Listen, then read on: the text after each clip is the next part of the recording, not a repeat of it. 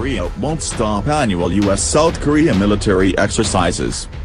In a turnaround, North Korean leader Kim Jong Un has said to President Donald Trump that the rogue nation will not carry out nuclear and missile tests during the 2 months that the U.S. and South Korea will conduct their annual large-scale military exercises on the Korean peninsula.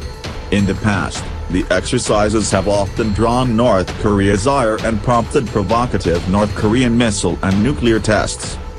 South Korean National Security Advisor Chung Eui-yong announced at the White House Thursday night that the president had accepted to meet with Kim Jong Un by May. Chung also briefed Trump that in his meeting this weekend with Kim, the North Korean leader pledged that North Korea will refrain from any further nuclear or missile tests. And he added that Kim understands that the routine joint military exercises between the Republic of Korea and the United States must continue. The U.S. and South Korea postponed this year's annual fall legal and key resolve exercises until after the Winter Olympics and Paralympic Games being held in South Korea. The exercises typically involve additional air, sea and ground forces beyond the 28,500 American troops regularly deployed to South Korea. The focus during this time is the security and success of the Olympics, said Lieutenant Colonel Christopher Logan, a Defense Department spokesman. We will release additional information about future exercises after the Olympics. The Paralympic Games end on March 18, but the Pentagon has not officially announced a start date for both exercises that are typically held every March and April. According to a U.S. official, though, the full legal exercise will begin on March 31 and last for 2 months. The key resolve exercise will begin in mid-April and extend through the first week in May, the official said. During full legal, large numbers of U.S. and South Korean military personnel carry out realistic training scenarios throughout South Korea. But key resolve involves only headquarters units reacting to computer simulations.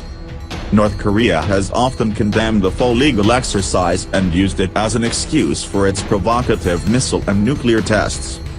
North Korea objects to full legal because it involves U.S. troops coming to South Korea and participating in realistic joint training, said Steve Ganyard, ABC News contributor.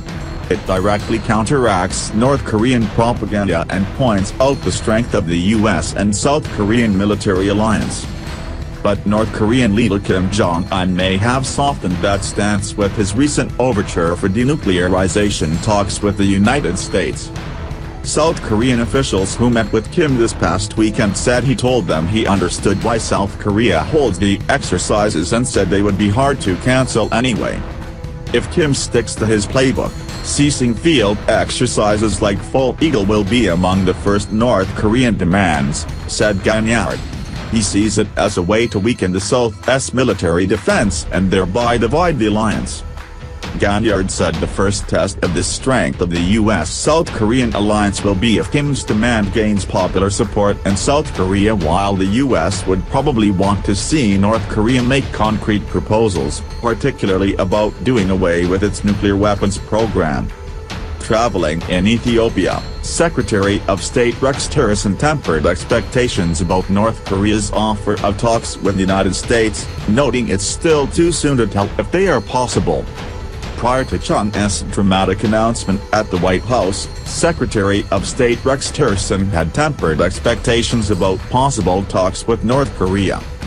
While he acknowledged discussions about talks are potentially positive signs, Tillerson cautioned, "We're a long way from negotiations. We just need to be very clear-eyed and realistic about it," said Tillerson. "I think the first step, and I've said this before, is to have talks. To have some kind of talks about talks, because I don't know yet until we are able to meet ourselves face-to-face with representatives of North Korea whether the conditions are right to even begin thinking about negotiations." Senior Korean officials arrived in Washington on Thursday to brief top U.S. officials with the specifics of Kim's proposals for possible talks. U.S. Army, NATO test Joint Artillery System at Exercise Dynamic Front 18.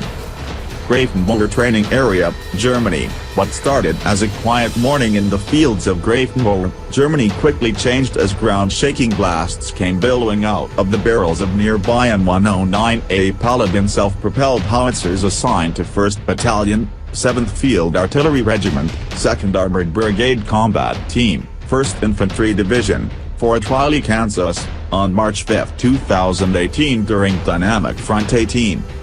Soldiers from Battery B, 1st Battalion, 7th Field Artillery Regiment, set their sights on targets positioned nearly 15 kilometers away while training during Dynamic Front 18. Dynamic Front is an annual U.S. Army Europe exercise focused on the interoperability of U.S. Army, Joint Service and Allied Nation artillery and fire support in a multinational environment. The exercise showcases the collective efforts and coordination of 26 NATO ally and partner countries, approximately 3,700 participants, which are participating in a large-scale combat-like training exercise that contains both land and air operations.